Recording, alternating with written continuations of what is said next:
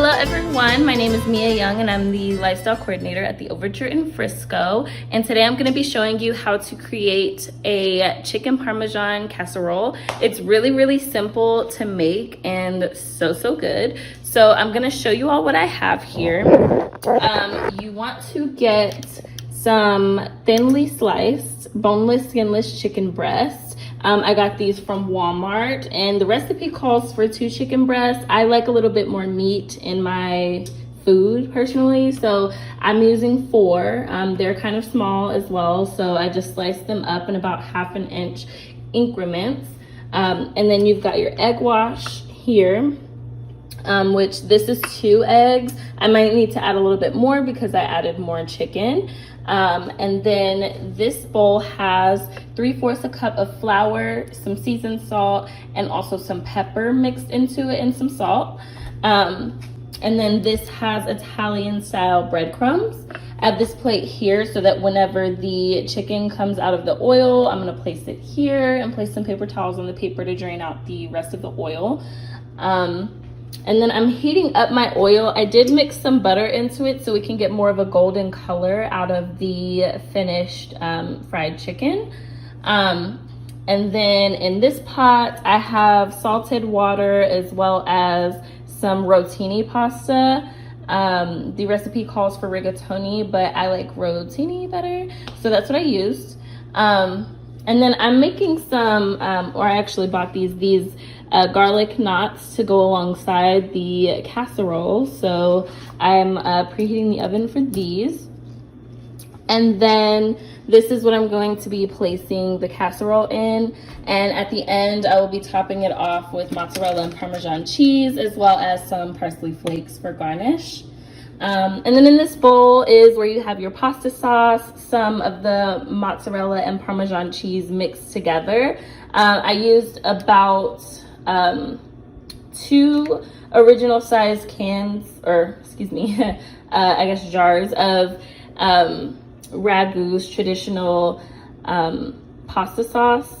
And then just these 2 types of great value from Walmart, finely shredded Parmesan and mozzarella cheese. So very simple, everything's already prepared. So I'm gonna go ahead and get started with frying as soon as my oil heats up, and I will show you guys where I'm at that point. Okay guys, I'm back. My butter is melted and my oil is heated. I've already done the flour test. And then my pasta isn't quite boiling, but it is heated. So it's starting to get softer. Now I'm gonna show you how exactly we're gonna go ahead and get the chicken fried step by step. I'm gonna leave it in strips because it's easier to grab with the tongs whenever you're needing to pull the chicken out of the fryer. And then after they come out of the fryer, once they dry, the grease is drained out of them, then we are gonna go ahead and cut the strips into smaller pieces to mix better in the casserole. So let's go ahead and start. I will grab 1 strip, kind of dip it in the egg. Okay, let that drain a little bit. Oops, sorry. I'm my own cameraman. Okay, and then we'll go ahead and just kind of set it in the flour, get a full coating. Make sure you get it on the sides and the creases. Okay, so there's that. And then we're going to coat it completely with the breadcrumbs. You might need to dip it in the egg one more time and then back into the breadcrumbs.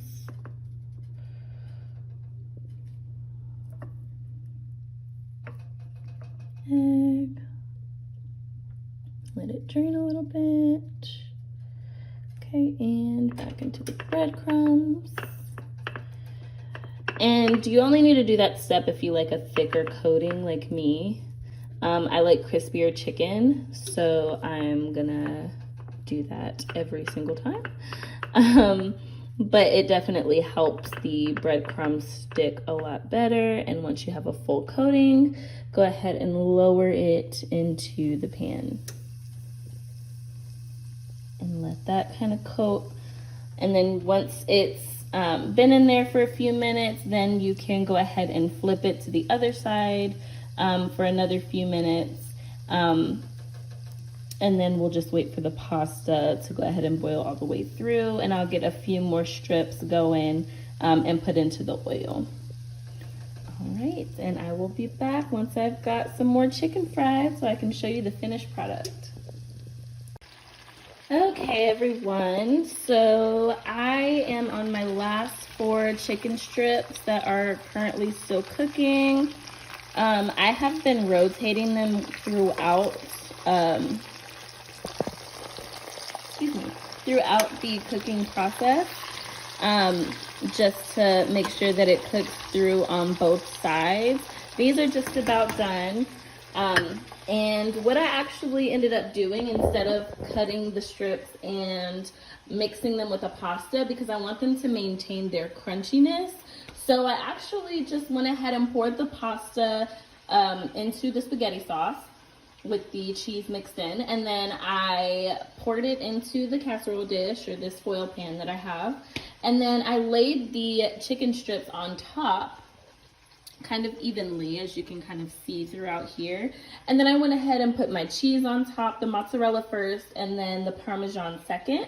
And I also already garnished and put the parsley on top as well, and I will be putting it in the oven that way. I feel like that will be a much better way to store, because if you're having leftovers, or if you're eating it later, taking it to an event, anything like that, then you want to be able to still maintain the crunchiness in the chicken, which is the point of it being fried in the first place. So I'm gonna go ahead and put it in the oven. My oven is preheated to 375. And you want to leave it in there. I believe the recipe says just until the cheese melts, since everything is already cooked. Maybe about 10 to 15 minutes if you want to brown the Parmesan on top of the mozzarella. And then after that, I will be putting my garlic knots in the oven, and the casserole will be done. So I will have some pictures of the finished product placed at the end of this video so you can see how everything turned out. And I do thank everybody so much for watching. Please let us know if you have any additional questions. And thank you so much again for